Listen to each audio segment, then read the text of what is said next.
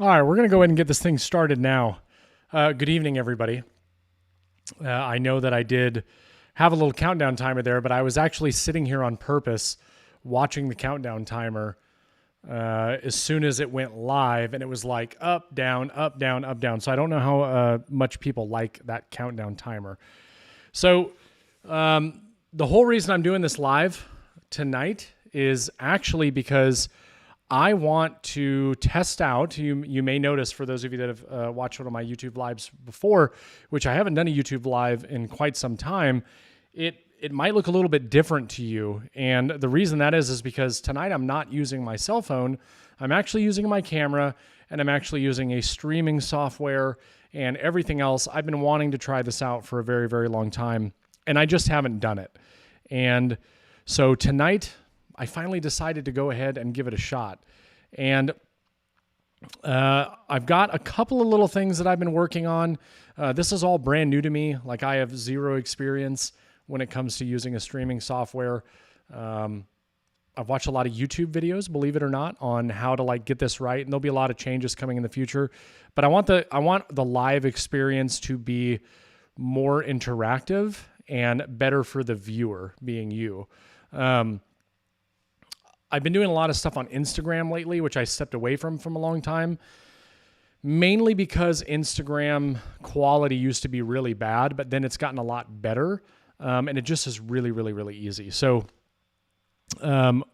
basically what we're going to do tonight is, again, I don't really have a specified topic to talk about tonight.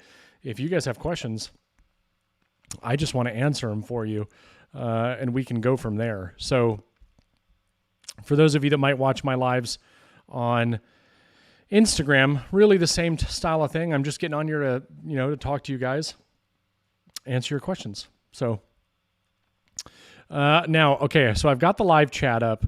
Let's see if this works. I'm curious. And it looks like it does work. Hopefully you guys will be able to see this.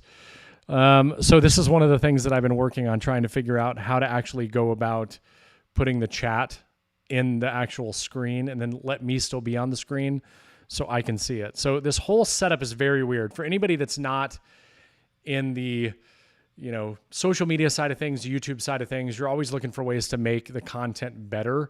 And it's like, my assembly table is just like full of wires and everything now. Here's what I'm going to tell you. I did a guild presentation for a guild out of Missouri night before last, and this was the first time I ever used the camera for something like that, and it gave me all kinds of lights flashing in my head of things that I could do with this in the future. And so something that I'm actually considering doing is coming up with some way, and maybe working it into my Patreon, to do live classes, live sessions, live training, live demonstrations, that kind of thing. I think that might be kind of cool. So if you guys are interested in that, definitely let me know in the comments section. But, well, look at that. All right, so let's go ahead and get into some of these comments that we already have. And obviously, I'm going to go with Chad Hibbs first, because Chad Hibbs was nice enough to buy a super chat. Thank you so much, Chad. You shouldn't be wasting your money, since I'm going to win all of it in fantasy football. But how do you recover from fantasy football losses? I understand why you're asking that question, Chad, and it's because you got stomped last week, and your undefeated status was taken away, and then you're probably going to lose again this week, and then probably lose again next week. So you just get over it. It's fantasy football, right? All you're trying to do is make the playoffs, Chad, because that's the only thing that matters. All right, so let's go back up to the top. Scott K. Love the fact that you already have a thumbs down troll and the video hasn't even started yet. Yeah, I'm not surprised. That kind of stuff typically happens. Nathaniel, good evening. Big Willie's Garage, what's going on? Ash from Woodworking Whiskers, what is this music, Jason? That music is phenomenal. It was just something that I picked. Mike Donaldson, hello, good evening. Good evening from Tampa, Florida. Let's see what else we got here. Greetings from Michigan. Okay, here we go. Here's a question. Norman Covington, is the TS55 KEB worth the upgrade? I already have the battery operated TS55 REB. Okay, so you have the battery operated, so I'm assuming you have the TSC55. Is it worth the upgrade? Yes, and here's why. Because one, you'll be able to sell the current one that you have for pretty much what you paid for it. And two, the new track saw with the thinner curved blades will run circles around that last one. It's pretty impressive. So yes, I would say, like, I sold my TS50, my corded TS55 as soon as I went to that bad boy right there. So yeah, I definitely think it's worth it. Will you get by? Yes, but it's the cut quality and the length of battery, because it's straining the motor less, that really makes the big difference. It's basically the exact same saw, except it doesn't have a riving knife. It has the kickback stop, and it has a thinner curved blade, which makes the cut strain less, and the cut faster, and the battery lasts longer. Oh, Mike, I didn't know that you were in Northern Indiana. I just bought a new bandsaw, Harvey C14. Any recommendations for better blades for resaw and for curves? Yes, 100%.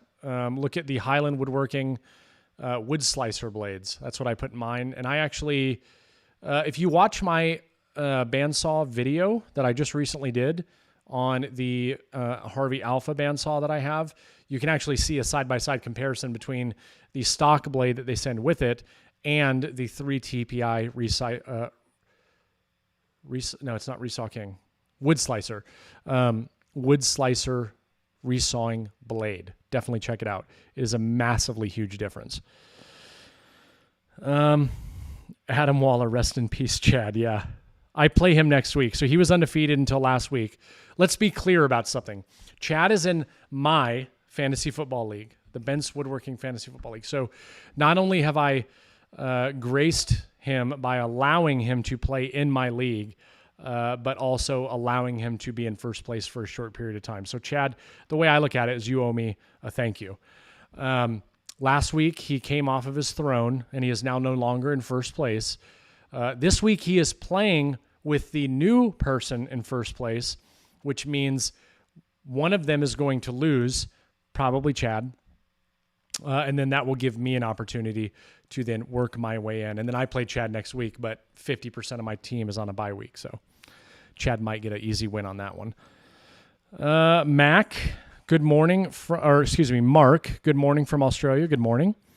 Chad, real question. I've been using the Forest. This is from Chad Hibbs. I've been using the Forest ripping blade, leaving a decent amount of saw marks. Is that expected, or maybe needs some tuning of my saw? 8-quarter ash and maple. Well, it depends on what blade you're using. You'll get less marks with a multi-purpose blade, less marks with a fine blade, more marks with a ripping blade. I wouldn't be too alarmed. If you're getting a lot of burning, that would be more of a sign that maybe you need to check the alignment. If it's a brand new blade and you're getting those issues. So like I get more marks with a ripping blade than I do a general purpose blade, and I get more with the general purpose blade than I do a crosscut blade. And it just has to do with a finer quality cut, more rough cut. So that would be the first thing that I would check out. First question that I would ask, I guess. Big Willie's Garage. This is Will Hooper. I know who it is. Hope all you guys have a beer. Hopefully it's something better than Michelob Ultra, the superior light beer. Can you get a thinner, Joel? This is from Joel W. Can you put a thinner curved blade on the TS75? No. So let's talk about that for a second. That's one of the most common questions I've been getting, especially from the video that I released on YouTube, is can I use the thinner curved blades, the new thinner curved blades on my other saws? And the answer is no. And the reason why you can't do that is because it is a 1.8 curved blade, but you still have a 2.2 curve riving knife.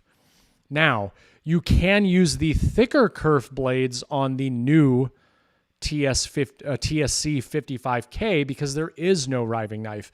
Why you would want to do that, I don't know. But no, you cannot use a thinner kerf blade on an existing saw that has a riving knife, because the riving knife is thicker than the blade, if that makes sense. Norman Covington. So if I replaced the TSC 55 REB, then I need to change out the silicone on the tracks for the new saw. Not necessarily. This is another very common question that I've gotten. When I got mine, when I put it down on the track, because that was the first thing I thought is, hey, I need to, replace this, which isn't that big of a deal for me because I actually just bought like a roll of the replacement, guide, little silicone stuff, as you mentioned. And I would change them out periodically anyways, if they get cut or nicked or dinging against a wall or whatever.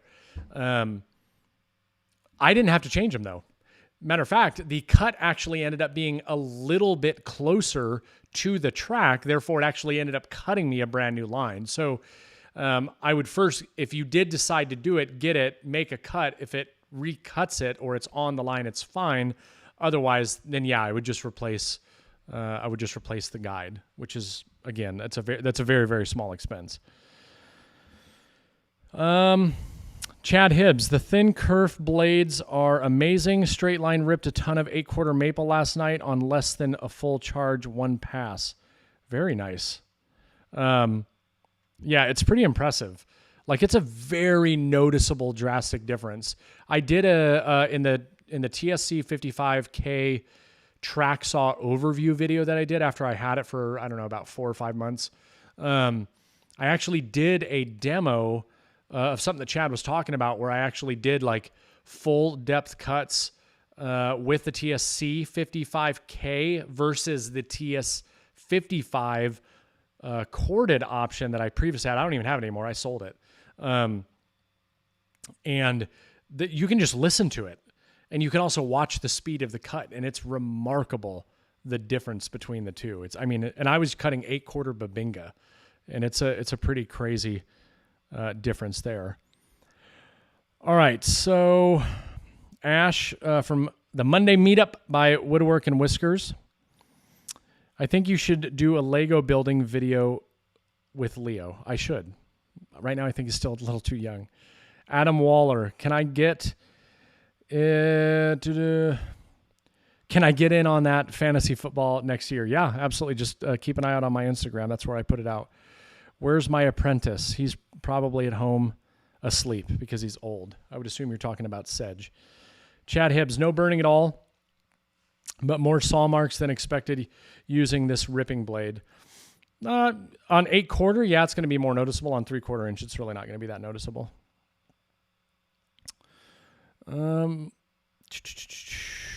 John Decker, which dust extractors do you have? Man, everything about tonight is about Festool. I have 2 CT midis.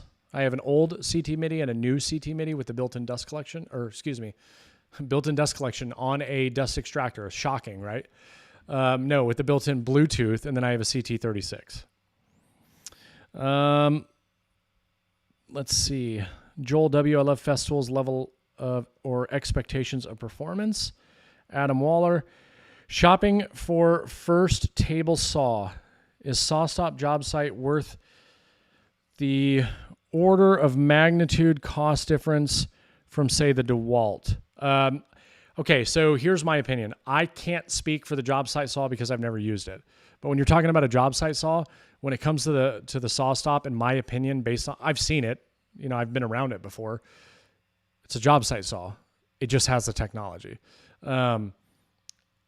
If you don't care about the technology, there's other options out there that will be just fine.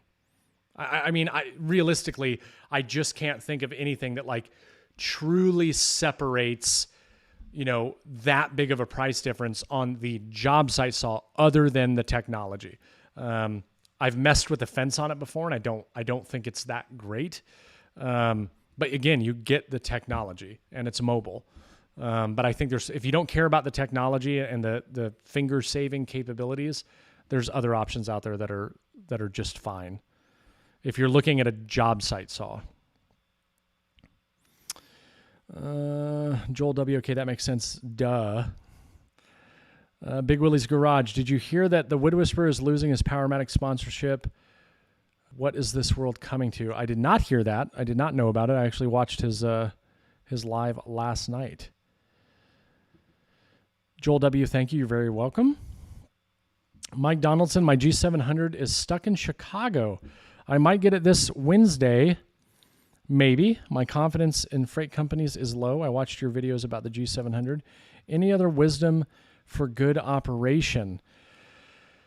That's a good question. So first of all, well, let me tell you this and then I'll tell you the next part. If you have the ability to place it somewhere where you have, a good 3 to 4 feet of opening to the right-hand side of it when you're looking at it, the side that the filters are cleaned on, I would recommend that.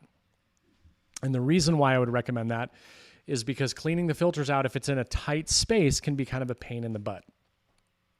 Now, let me caveat that. I have had that issue because of where I have mine. However, I'm about to actually build a little modification to it. Hold on one sec. For those of you that did not see my stories on this, I'm going to do a modification, and basically I'm going to mount this to the side of the dust collector. And there's 2 filter ports on the G700. So one hose will go from one filter cleanout port. One hose will go from the other cleaner filter ports to this. And then this right here is a blast gate with the mag port fittings, which I wish I had one available. But you'll open this up, and that will give you access to suck out the dust from both ports and clean out both filters at the same time. Now, this is incredibly important, and I honestly believe that the machine should, in the future, like if they make a modification to it, it should have this in the first place. But this is going to make a humongous difference. Instead of hooking a port or a hose up to each port to clean out the filter and do one at a time, I'll be able to do both at the same time, and this will be facing directly out on the machine. And with the mag port fitting, I can take my hose and just clip it on there just like that, open up the blast gate, turn on the machine, and I can self-clean the filters, pleat the filters while I'm doing it, and then everything's good to go. And that will make me clean the filters a lot more. And that goes with the second bit of advice that I have for the G700. If you have a G700 or you're thinking about getting a G700, do not wait to clean out the filters. Because they will get clogged up and backed up fairly quickly if you don't pay attention to them. And I'm finding this out more and more now. It's not necessarily an issue, but you'll actually see a drop in suction. And when I see a drop in suction, I'm like, I need to go clean those filters. So what ends up happening is if you let your bins get full, some of that dust will then has to go somewhere. It will start to go down into the filters. So you need to, one, stay on top of emptying out your dust bins, which is very easy. And 2, make sure you keep the filters clean. Even if that's like, hey, I'm coming out for the shop for the day, and with this, I'll do it every single day. Once I put this on there, I'll do it every day. Before I start woodworking, I will clean the filters out every day because it'll make it very easy. But just be aware of that. Keep them clean, right? The cleaner they are, the more efficient the machine is going to run. Sonny Hatzel, what's up? What's going on? Norman Covington, I have the track saw. So the job site saw is the way to go, in my opinion. You're going to have to expand on that a little bit because I'm not really sure I understand what you mean. I have the track saw, so the job site saw is the way to go, in my opinion. Yes, I have the saw stop. Yeah. Expand on that a little bit, please. RJ, I just picked up a 3 horsepower saw stop today. Hopefully it will be up and running tomorrow. What are your favorite accessories, jigs for the table saw? Really only one thing comes... Actually, I take that back too.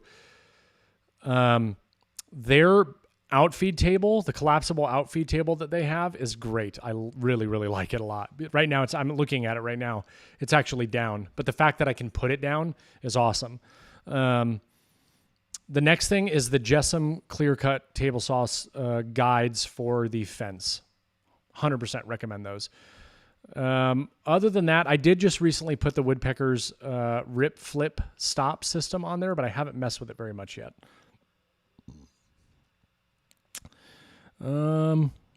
Monday meetup by Woodwork and Whiskers. Have you had a flat tooth blade on your saw stop?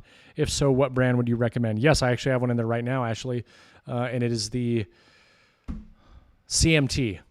It's a CMT ripping blade, actually, but it's a flat top grind. And I got to be honest with you, I've run forest blades and ridge carbide blades. That's what's been in my table saw since I've had it. And those are two really, really good blades. I've run a Tenru, didn't really care for it too much, if I'm being honest. And then I bought some of those CMT blades based off a video that Jonathan Katz-Moses did. And those things are nice. And I really like the flat top grind. And I'm keeping it in there because I'm going to mess with the rip flip. And I want to make some perfect fitting dados with it. But CMT blades, I mean, they're really good, especially for the price. I'm very impressed with them so far. Philip Rabadi. Hey, Jason, love the channel. Do you have any thoughts on SawStop 3 horsepower table saw versus the Harvey Alpha 4 horsepower? Struggling with this one. All right. So I knew this question was going to come because it comes every time somebody asks me about the SawStop and Harvey because they know that Harvey is a sponsor of mine. All right. Here's the deal. I actually just had this conversation yesterday with the guy who bought my drum sander, which, yes, if you didn't catch it in my stories, I sold the drum sander. It is out of my shop, and I have so much space for activities in my garage now. It's really hard for me, okay? So here's the thing. I don't have any experience. I do not have any personal firsthand experience with the Harvey table saws. I just want to make that very clear. Yes, they sponsor me. They do. But that doesn't mean I'm going to say it's the greatest table saw, and I've never used it. So I've never used it, so I couldn't tell you that. However, based on the cost, the SawStop, there is no denying the SawStop is a absolutely phenomenal table saw. I've had it for 4 years. It cuts just as good today as it did the day that I bought it. I absolutely love it. It is a phenomenal saw, and I could have that saw for the next 20 years. I just want to make that clear. It is a great saw. You're not just paying for the technology. You're paying for a really, really good saw. But there is a chance because I get this question so much that the first part of next year, I may be putting my table saw in a friend's shop, possibly Sedge's shop, for about, 4 to 6 months, and I might run a Harvey for that time. Now, what happens at the end of that, I don't know. Do I keep running the Harvey? Do I get rid of the Harvey and go back to the table saw? Who knows yet at this point. But I am considering it, and the reason I'm considering it is because so many people ask me the question that you just asked me, and I cannot tell them the answer. So we'll see. It's something that's in the works right now. More to come on that here in the near future, I'm sure. Before I go to the next question, to answer your question, now it really depends. Like, to me, in my opinion, based on all the research that I've done, I have done a ton of research on these Harvey table saws because I've been thinking about doing this, and I don't just want to do it because me as a content creator, as an influencer, right? I'm more concerned about how it's going to make me look that I'm putting out the SawStop that I bought just to put in a sponsored table saw and people looking at that and thinking that, I'm a sellout or whatever the case is, right? Which at the end of the day, I really don't care. But I've been doing a ton of research to see if it's something that is even worth me trying. And I definitely think it is worth me trying. If you want the technology, you have one choice, and that is SawStop. If you don't care about the technology, you should probably look at other companies as well. Don't just limit it to SawStop. Powermatic is a great option. Harvey, from what I understand so far, based on my research, is a great option. SawStop, great option. Okay, hopefully that helped a little bit. I know it probably didn't help you immediately. Chad Hibbs, thinking about your recent decluttering and getting rid of the drum sander. Have you considered getting rid of the CNC? Yes and no. Yes, because I know when I move shops, which will probably happen next year because I have to move before I get out of the Army, for different reasons. We won't talk about that right now. I already know I'm going to get a 4-foot by 8-foot CNC machine. Like, I am going to put a 4-foot by 8-foot CNC machine in my new shop, which means that one's going to go. So because of that, I've considered getting rid of that now, but then I can't practice figuring out the CNC. So to answer your question, no, it's not going anywhere anytime soon. It's in a corner, doesn't really take up a lot of space, and it doesn't really affect anything at this point. So it will be staying. But when I do want to sell it, Chad, you'll be the first to know, and I'll give you a really good deal on it. Toolnator. I put an Oneida separator in front of my G700 whenever using the drum sander or other fine dust machines. Works great to keep filters clean. Interesting. I would love to send me a message over on Instagram, like a picture of what you're talking about, because I would actually think that that machine is far too powerful for an Oneida separator to be used in front of it. But makes sense. Nicholas Hall, dust collectors. Is it all about CFM, single stage versus two stage, 1.5 horsepower versus 2, but similar CFM? Can you explain the difference and justify the price difference? I'm not going to act like I'm an expert in this. However, when I went through this process, I learned a lot. And no, the horsepower isn't necessarily the deciding factor. I think what's actually there's two things that are more important. The, the static water pressure or the static pressure or whatever that setting is or whatever that measurement is that they, I can't remember what it is off the top of my head. Now I sound dumb, but somebody in here will probably talk about it. That's the first thing, because this is a 2 horsepower unit and my previous was a 3 horsepower unit, and the pressure on this one was over double what my last unit was. The other thing that makes the most important difference, in my opinion, out of everything else is your dust collection pipe work, period. If you have crappy duct work, then your super awesome, amazing machine is not going to be nearly as efficient as it could be.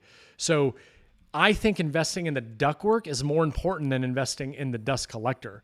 Have really, really, really good duct work and a fairly efficient machine, and you're going to get much better results. Have a really, really good duct work and a really, really good machine, you're going to have amazing results. Don't skimp on the duct work just because you spend a lot on the dust collector. That's counterproductive, if that makes sense. If you spend a bunch of money on the dust collector but don't spend a bunch of money on the duct work, your dust collector that you spend a bunch of money on is not going to perform for the amount of money you spent on it, if that makes sense. So just something to keep in mind. David, thank you so much for the little sticker there. I appreciate it. How often do you have a self-clean the filters on the G700? So for me personally, I'll do a filter cleaning every time I change out the bag. And if I do a bunch of milling, I have to change out the bag. Other than that, once I put this on here, I'll clean out the filters every single day. Every single day. It will just become a part of my routine. Every day I will clean the filters out. And I'll never have the issue again, just because I'm making it that much easier to do it. It's like any other tool in the shop. If you have something that's like in a cabinet and then the back, and you have to pull everything out to use it, you're probably going to find another thing to do, or you're going to, let it ride a little bit longer. Same thing applies to the dust collector, right? Oh, I can clean the filters tomorrow. I can clean the filters tomorrow. Then you start losing suction, then it builds up and it clogs, and it becomes a whole issue, and then your filters become ineffective. So every time I change the bag, but soon it will be every day. And I will be doing a YouTube video on how I'm doing that, by the way, for those of you that have a G700 or are thinking about getting one. Scott K, never mind, you just answered it. And I'm sorry, I just answered it again because I don't read more than one question down. Norman Covington. So the large piece cuts are done with the track saw, and then he shelves, face frames, etc. rip on the job site table saw. I follow Ron Polk and followed his advice, portability. Yeah, absolutely. I mean, if you're looking for a setup and you want it to be portal, I 100%, think that that's great. I think the question before was, the saw stop job site saw versus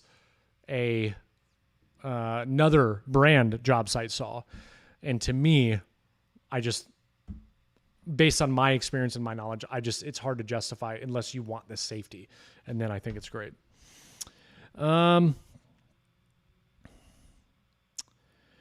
Let's see. So the large P, okay. Norman Covington, another question. Norman's got a lot of questions tonight. This is good. Do you sell on festival user groups or Craigslist? I've heard nightmares about selling on Craigslist. I've sold on Craigslist before in the past. I have not sold anything on either one of those groups since I've been here in Indiana. Facebook Marketplace and Craigslist are both horrible. If you like to get frustrated, sell your stuff on there. Because it'll be the typical, like, is this still available? And like you're like, yes. And then you never hear back from them. 99 out of the 100 people that do that. I honestly do believe that there are people out there that their hobby is actually to screw with people on YouTube and Craigslist and make others think that they want to buy something. It's not a joke. I really do feel that way. Speaking of that, my TS75 is for sale. I offered it to somebody else, a good friend of mine. My TS75 is for sale, guys. If you are local, that would be better. If you're local, I'll include a track in the sale. If you're not local, I will not include a track because I'm not shipping that. I'm sorry. But if you guys are interested in that and you're on this right now, send me a DM over on Instagram. We can talk about it. What miter gauge do you use? My saw stop arrives next week. I have the Incra Miter 5000 all ready to go. But I've also been eyeing the Harvey MG36 miter gauge and also the Jessam Miter XL2. So good question. I have the Harvey. It is awesome. I use the Harvey currently because I have the Miter 5000 as well. I set my Miter 5000 up to the left side of the blade. So because of that, I can't tilt the blade to make, miter cuts or anything like that. So I will always use my Harvey to the right side of the blade. And the thing that's cool about the Harvey is that it is completely interchangeable. You can use it on either side and it's very easy to shift. I also have an Incra HD 1000 or the 1000 SE. I've actually been using that at my router table. I haven't been using it because I haven't used my router table in forever, but it is part of my router table, but I've also used it at the table saw a lot. It's great. I have not used the Jessam, but it's funny you asked this question because I actually just sent Jessam, Craig. I need to reach out to woodpeckers. I actually wanted to get all of the major miter gauges and do a comparison video because people have really liked the parallel guide comparison video. They've liked the track comparison video. And I was like, what would be another good video? Miter gauges, right? Because I get asked about that a lot. So I'm working on it to try to come up with a plan. The Harvey is fantastic. There's a lot of really cool benefits to the Harvey. Incra is Incra. It's Incra. Like you have the Miter 5000, you know what it does. They make really awesome stuff. But the Harvey's pretty nice too. And I just like that it can be used from either side so effortlessly. Adam Estabrook. Hello, Army.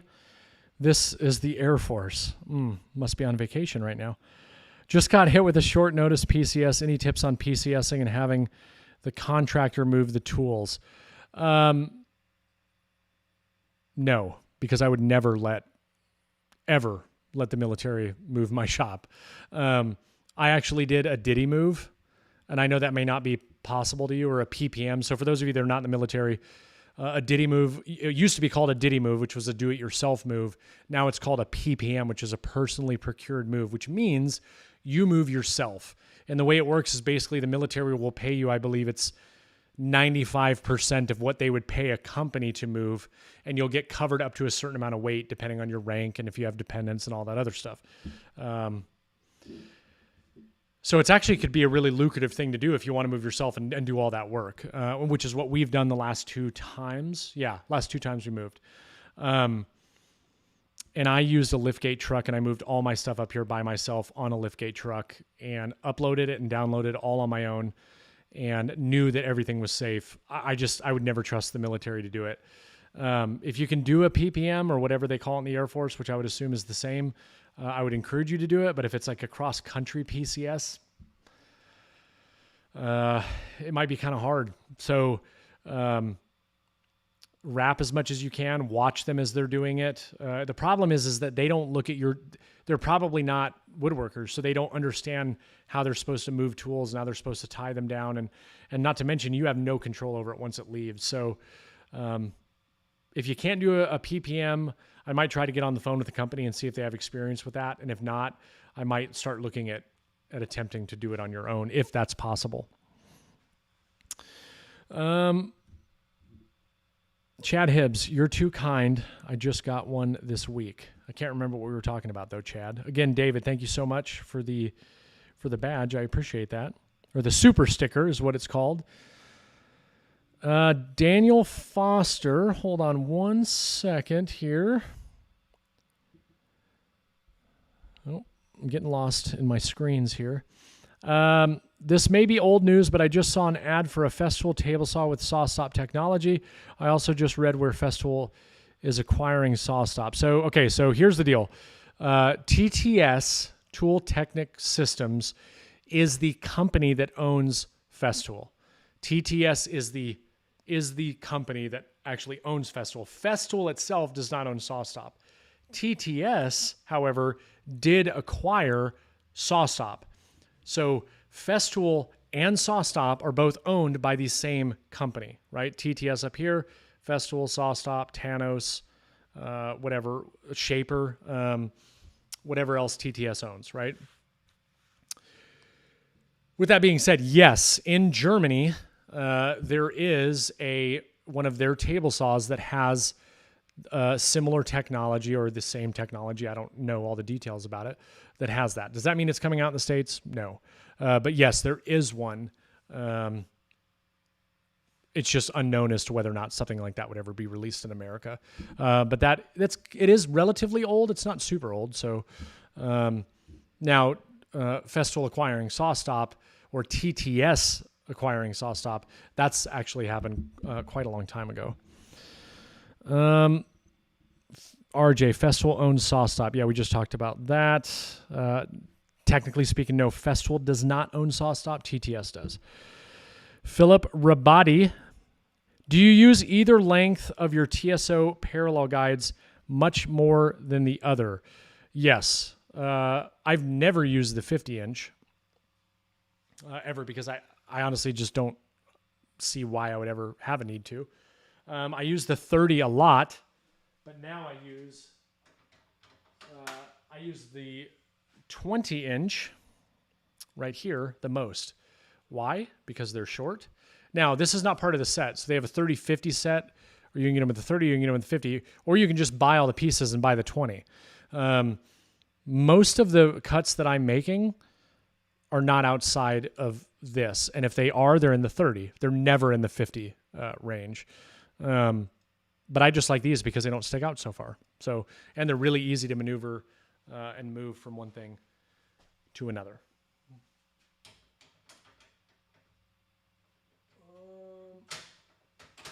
So what else do we have here? I have the Jessamine. This is great. I think you're talking about the miter gauges. Yeah, I've never used it. I would like to. Everything I've used from Jessam has been fantastic up to this point. The new Woodpeckers Guaranteed 90, I think it's called. They have a miter gauge now. That thing looks pretty sweet. And I'm sure it's nice. It's Woodpeckers. Big Willie's Garage. Hold on. Before I answer that, I need to get a refill there, Big Will. I'm trying to get ready for football tomorrow. This is like my pregame for fantasy football domination, which is what I do. Chad wouldn't understand that. I take that back. That's kind of rude of me to say since he does have a better record than I do. But he was one of those lucky guys that did fantasy football for the first time ever and drafted an amazing team. Didn't even know what he was doing. Thanks, Chad. Typical. You building your next shop or you buying something with a shop on it? Well, great question. Of course, I would love to build. That would be awesome because I could start from the ground up, literally speaking, and build my shop exactly the way that I wanted it. So here's what we're trying to do. We are in the process right now of talking to builders. Because we want this next home to be a home that we live in for a very, very long time. And I'm going into this home with the understanding that I am going all in on Bent's Woodworking and that is going to be my life for the next X amount of years, right? So with that being said, we want to have a nice house. There's a lot of things that we want. Obviously we have a budget, and it's a realistic budget, not, out of reality. Like, oh, we want a $5 million house. Well, we can't afford that. Having my own shop exactly the way I want it would be awesome. However, if we find a property, our big thing is land. We want a property that is maybe 1 to 2 acres, which I know is not a lot of land when I say land, but we don't want to be right next door to people like we are now. We love our neighborhood, but we don't want that. So we also don't want an HOA. We also want enough space to build a shop if I have to. And we just want it to be nice and quiet, and we just want to live differently than the way we live now. So, if we find a house that kind of fits those, that criteria, and it already has a shop, we've already found a few places. It's just a little bit too early for us right now because we want to move to the northwest side of Indianapolis, and I work about 40 minutes south of Indianapolis. And so until I'm done with the Army or done driving to work for the Army every day, I don't want to drive an hour and 25 minutes. So we are in the process of looking. We're okay either way, but we are talking to builders about building our home custom. And with that, I will try to have a shop built into that. But I don't know. We're in the very, very early stages, and I just don't even know if it's going to be a reality based on our budget and everything else. The Ben guy seems like a jerk. Excuse me. The Ben guy seems like a jerk. Just kidding. Love the podcast. You guys are great, and you guys are going to... are you guys going to have interview coming up? We don't know yet. And thank you for the kind words about the podcast. So for those of you that don't know, and since this is YouTube, a lot of people that might be watching this and might not be on Instagram, we have a podcast, and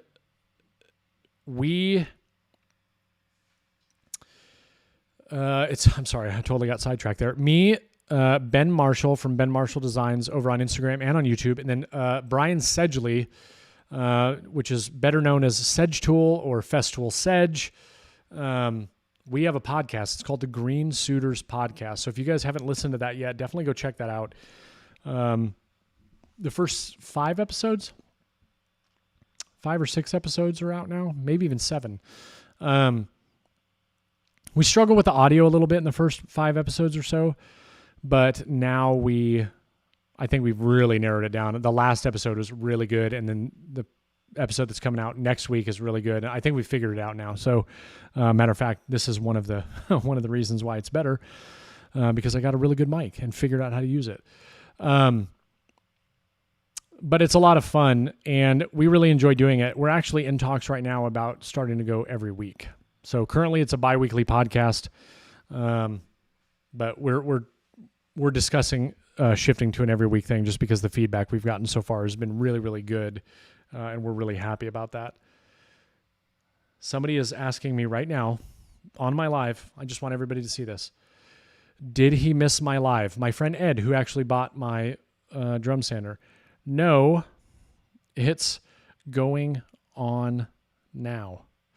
That's funny. I hope he was in here while I just called him out like that. But yeah, go check out the podcast. It's a lot of fun. Hopefully we'll go every week. And we're starting to work in community questions. But we're not doing it every episode because those podcasts that do it every episode, I feel like the same questions get asked every 2 or 3 episodes. And then the people that are answering them get annoyed. So we're not going to do that.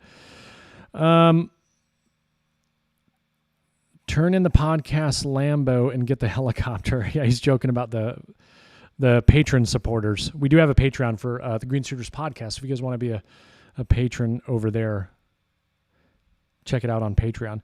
JD's workshop, going from hobby to part-time to full-time. Are you worried about losing the joy? in what you do because it will be for a living. It's one of those things I struggle with to make a decision myself. Great question, JD's Workshop. This went from a hobby to a business for me a long time ago, and now I don't do any client work at all. I only do social media stuff, and it works very well with my schedule. I'll tell you right now, it is already my business.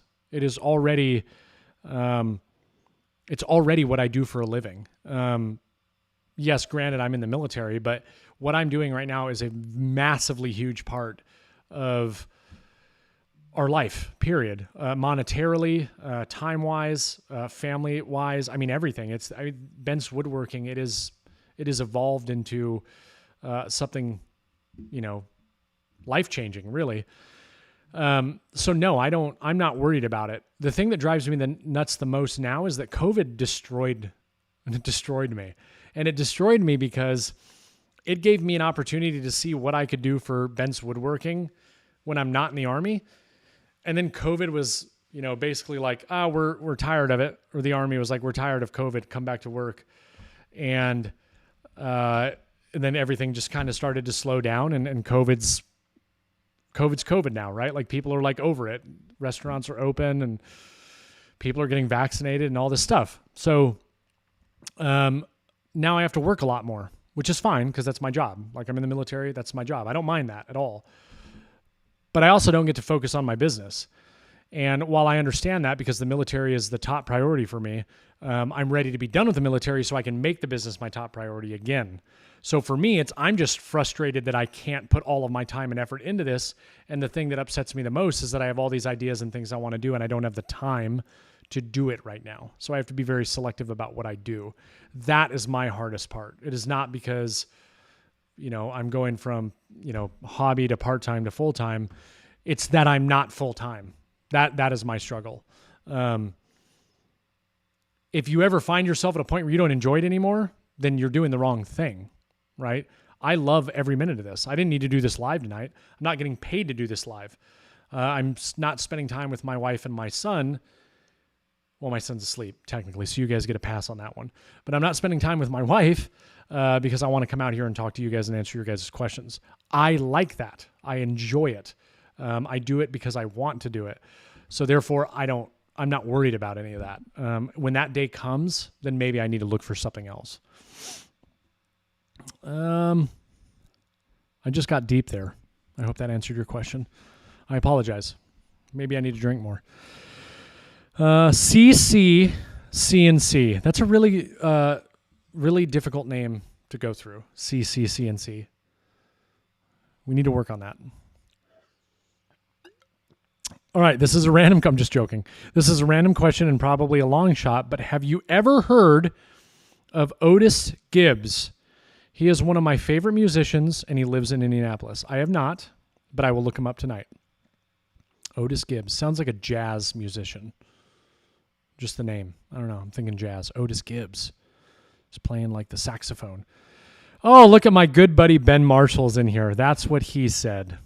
There you go, Ben. You should have put that on a super chat, you cheapskate, freeloader. David Hoscherl. I am building a shop. I'm sorry if I butchered your name. I am building a shop and they are making me enclose the utility room because of the possibility of explosion. Is this a real issue and should I ground the ductwork on my G7? No.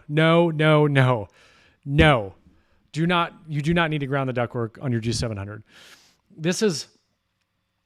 You can do all the research you want. And I bet you will never find anybody who has ever had a shop that blew up from a shop-sized dust collector, building up enough static electricity to do that. As far as the utility room having to be enclosed because of the possibility of dust explosion, I don't know anything about that. That seems kind of weird. That might just be a local code thing. But no, there's no need to ground it. None, ever, at all. And here's what I would tell you. If you're going to get really good ductwork, you definitely don't need to ground it. I have the Nordfab. It's very expensive. It's amazing. There's less expensive options out there that are practically the same thing. I can't remember the name of one of the companies. I'm not affiliated with any of them, so I'm not just saying like NordFab is amazing because they paid me to say it, right? That's not the case. I bought mine just like everybody else. But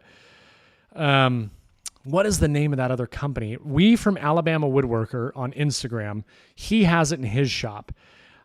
And him and I spoke about it. It's slipping my mind, but it's drastically less expensive, and it's pretty much the same exact thing. I'd have to go back and look at what it was. Anyways, he did a quote with both. He did the quote with the same company that I got mine from, and he also did a quote for the other brand. Might be like Carolina something or other. Somebody might post it in here, but you don't have to ground it at all. Like not one bit. There's no static electricity buildup in that dust collection. I have had one time that I have had static electricity build up in my dust collection or on my dust collection. That was in my previous shop, and it was only one spot of my dust collection. And the reason why it was building up was on the hose, not on the pipe. The hose was not an anti-static hose, so therefore every time I would run something through the joiner, my hair would stand on it, and it drove me nuts. So I didn't actually buy a new hose. I just grounded it because I had a grounding wire kit that I bought because I thought I needed to ground the whole system. And I was just like, you know what, let me try this. And believe it or not, it worked. But my hair wasn't standing up on end, but it was never anything that was ever going to make your shop explode. So please do not worry about, especially if you're getting the G700, do not worry about a 2 horsepower unit blowing up your shop. Don't buy into all of the, maybe I should be more careful about how I'm talking about this, but I did a lot of research on this and go into it and find any shop, any regular woodworker shop that is blown up because of static electricity buildup. I think it'd be hard pressed to find it. Anyway, that was not like directed to be like rude. It's just one of those things that like, I feel bad that people stress over that topic so much. Like nothing in my shop is grounded. No static electricity, no buildup, no problems. Works great. And it's just not producing enough. Now, if you had like a 25 horsepower unit and you were in like a gigantic warehouse and you're pulling like 20,000 CFM and you ran 100 machines at the same time, yeah, maybe it may not be a bad idea. Okay, man, a lot of people commented on that. JD's workshop. Okay, thanks. Thanks for the insight and explanation. That is really inspiring. Actually, I think it helps with my mindset. Thanks a bunch. That was awesome. No problem. CCCNC says it's not impossible, but more likely to be struck by lightning and hit by a falling, crashing plane at the same time. That's great. Oh, I love it. Totally true as well. Totally true. 100%. And getting eaten alive by a shark also at the same time. So you're surfing, getting struck by lightning, hit with a plane falling out of the sky, and eaten by a great white shark while surfing, and then that shark being eaten by a whale. That's probably when it would happen. That was awesome. Let's see. Big Willie's Garage. Ben M is the Simon Cowell of podcasts. Absolutely. He's just the Simon Cowell of life. Edwin Mancini. Army guy here. I heard he has a nice new drum sander. Question. Whenever making a piece of furniture with legs, tables or chairs, do you always add adjustable feet /hardware or feet hardware, or do you do something else? No, I always add adjustable feet. Always. I don't do a lot. I've never really built a lot of chairs. If I did, I probably would, just because no floor is ever flat. Tables, yes, all the time. And 9 times out of 10, you're not using them, but that 1 time out of 10, it's nice to have. So yes, I do. It's better to have it, not need it, than need it, not have it. Ben Marshall stares Britishly. I like that. Edwin Mancini, I've seen you use the adjustable feet on some things, but I don't remember on others. I'm asking because the customer is asking for a kitchen table and chairs. I know everyone's floor is different. So here's the problem, though, with chairs. Depends on how big the leg is. Excuse me. You may be limited as to what you can do. you may not have the ability to do it on a chair, to be honest with you, because if the legs are really thin. But hold on one second.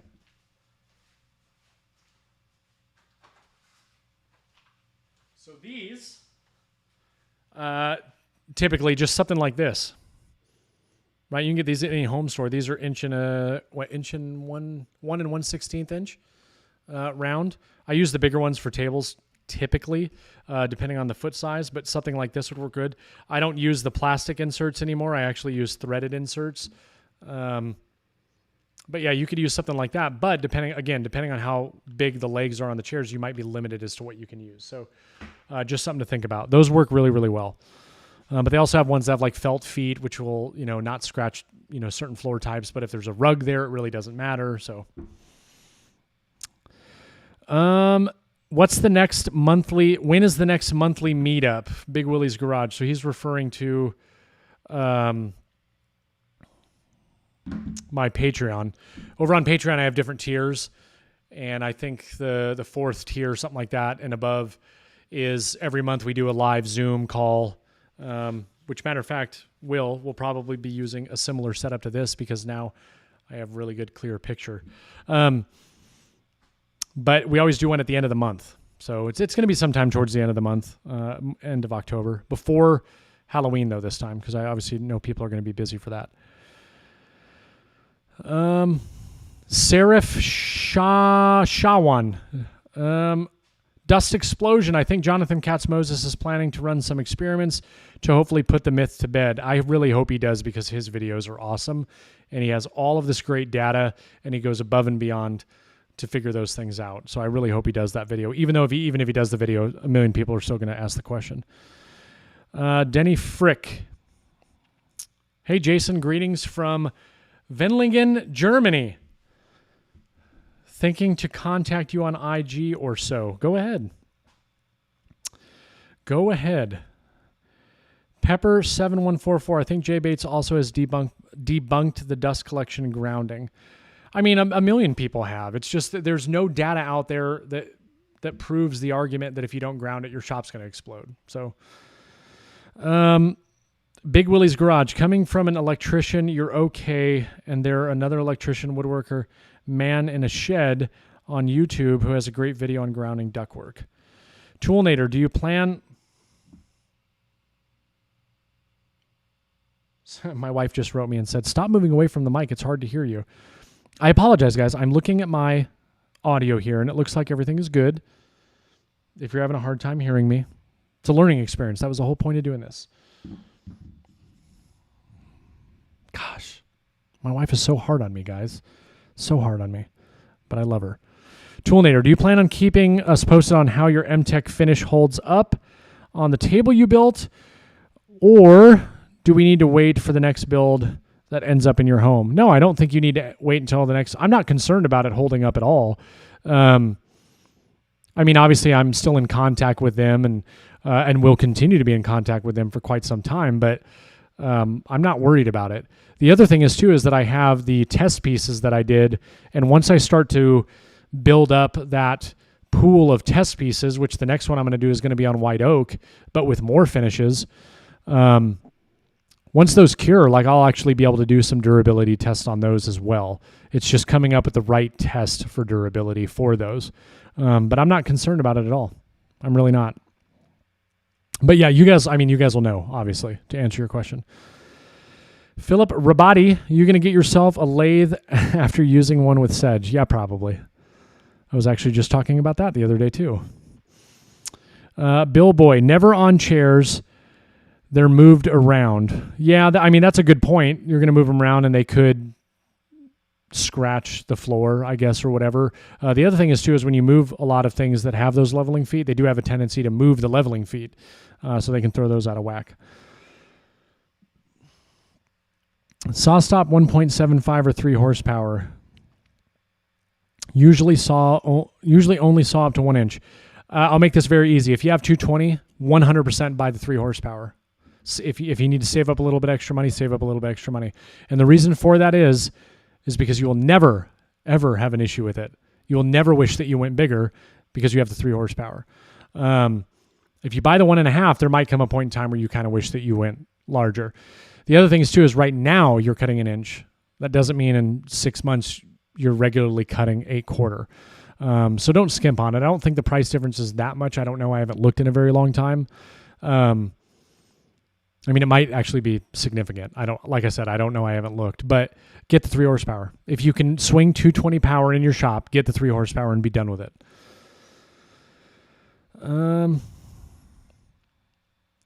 Denny Frick, you did not understand. Where is headquarters of Festool in Germany? It's where you are. I completely understand. I know where you're at, but I thought that you were just saying hello from there. Greetings from Wendlingen, Germany. Thinking to contact you on IG or so. Yeah. Greetings. But yeah, no, I know where it is. I almost went there last time I was in Germany, actually. We drove right by it, as a matter of fact. Edwin Mancini, retirement ceremony and ASUs or pinks? Neither, because I will not have a retirement ceremony. And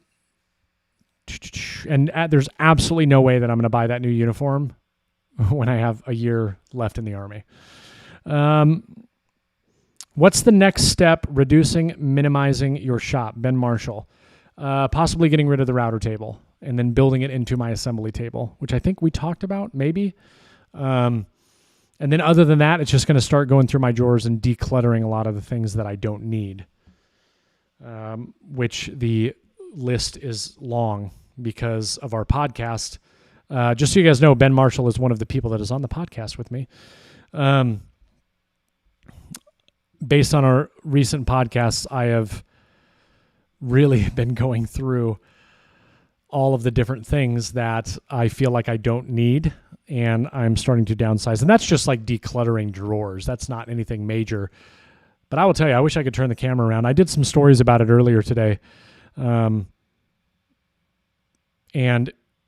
it's amazing how much moving that one tool, the drum sander, which didn't even take up that much space, but how much more wide open my shop feels again. Like, I absolutely love it. And because of that, like, I want it to feel even more wide open. I think I'm just getting to a point now where it's like, I don't want to just have stuff to have stuff. I want to have the things that I use the most and make do with those things. Or get rid of things so I can put a lathe in my shop. Maybe that's what it really boils down to.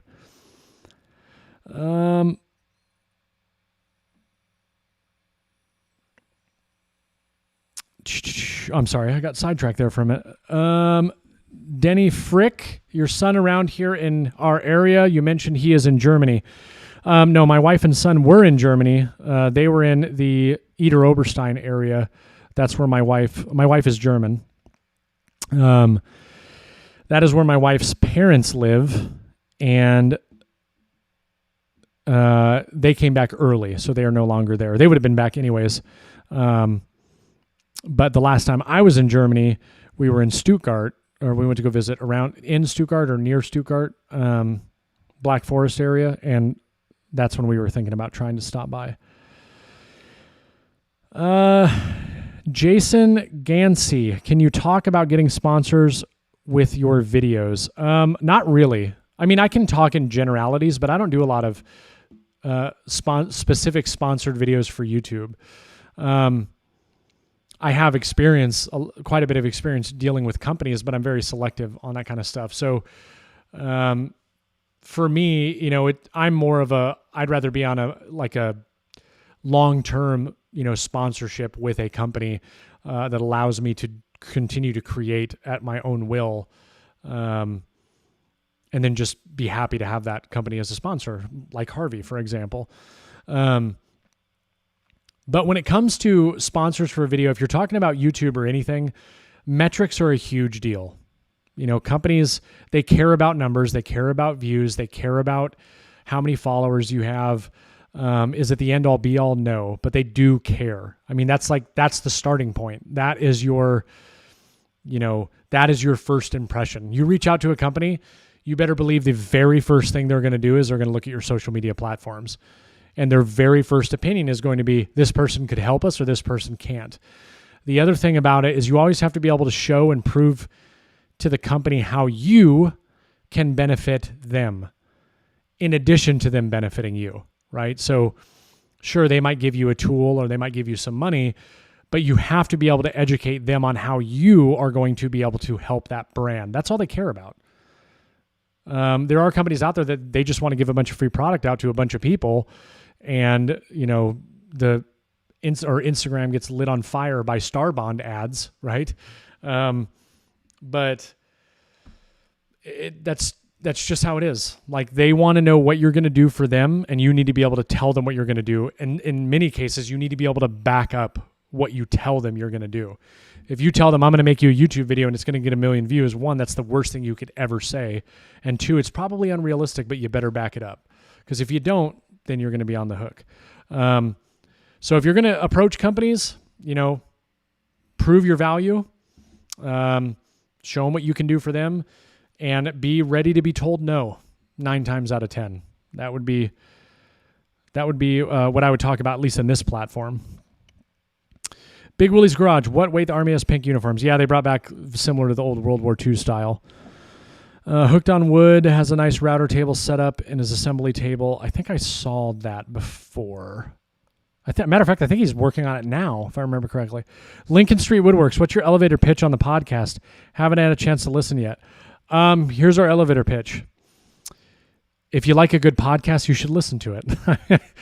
There's my elevator pitch. Maybe Ben will write a good one here, because he's kind of he's the one that's good with words. Garage, no, they reverted back to old World War II uniform. They called pinks and greens. Philip Rabati, stand on my concrete floors, destroys my back. After a while, fellow back brother, got any recommendations? Get some anti-fatigue mats and get some good shoes, good supportive shoes. I like to wear the Hoka running shoes. That's what I run in. But those are really, really nice. But get a good supportive shoe and some anti-fatigue mats, and that should help. Michael Leiden. What time is it, guys? 9 o'clock. All right, we're going to come close to the end here. Michael Lido. Ben, I need to see the rest of the Basement Saga. Denny Frick, your wife is German? Cool. You met her in Germany. Yes. I was stationed in Baumholder, Germany for 5 years. And while I was there, I met my wife, and we got married, and then I brought her back to America.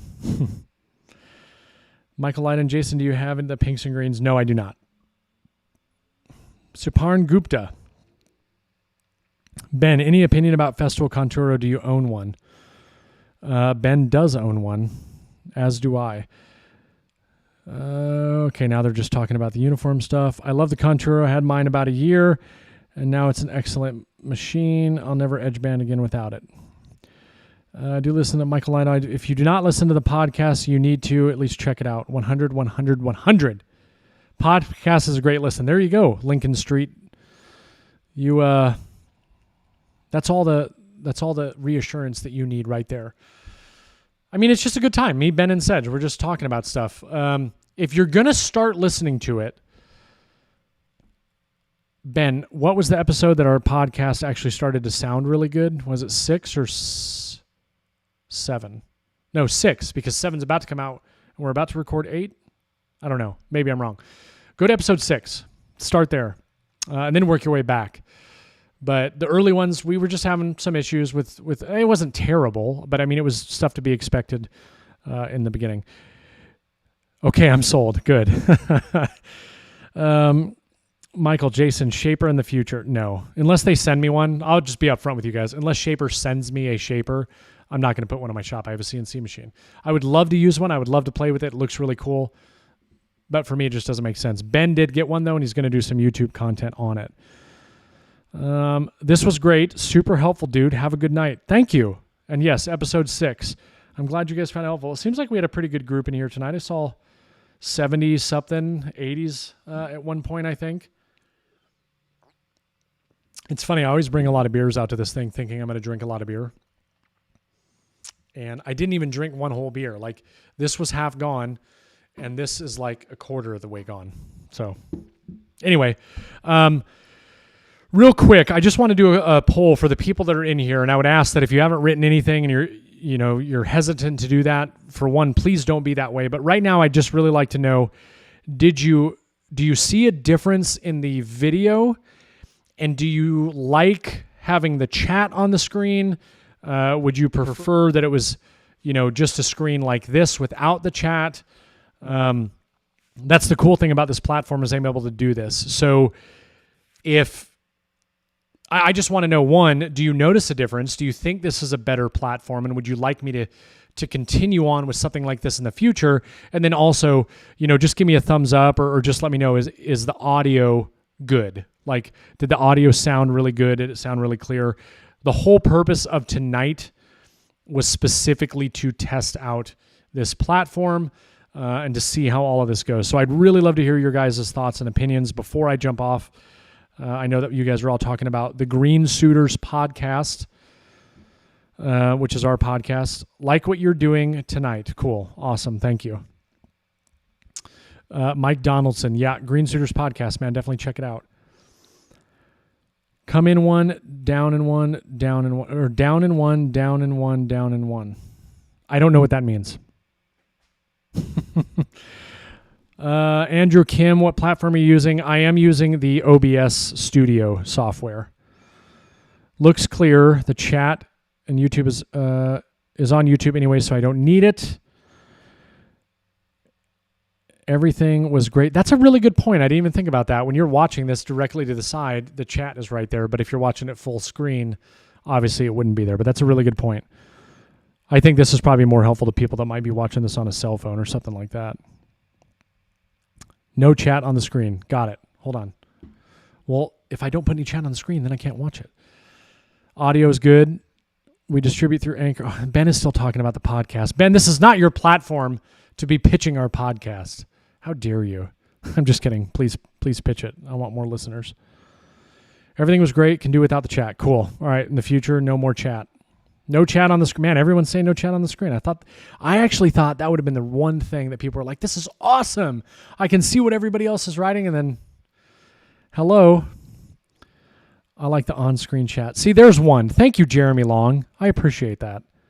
There's one person that thought the same way I do. Norman Company was Edgeco. Now I don't know. Cool. All right. Jason, I wonder if the chat would be better on other platforms. I had to ask where everyone is watching. Well, everybody right now is watching on YouTube, Ben, because it's the only platform that I'm doing my live on. YouTube. So that means everybody, literally everybody, Ben, is on YouTube right now. Oh, down in one is reference to barely touched beer. Yep. It's pretty true. I have casted it to my TV so the chat on screen is nice. There you go. Thank you, Brandon McIntosh. This is fantastic. I might have to switch between back and forth so we can be on my live and I can say something and then I can be talking to the screen. Blah, blah, blah, blah, blah. And I'm answering a question. And then boom, right back to the chat. This is great. I know that this is kind of silly that I'm getting so excited about this, but like figuring out how to do this like blew my mind. And it just gives me a million more ideas of things that I wish that I could do and I hope I have time for. Like doing one-on-one video classes with people or group classes. I think that would be superb. All right. Anyways, man. All right. You're still coming up to Detroit. Yeah, at some point. That kind of got put on hold, unfortunately.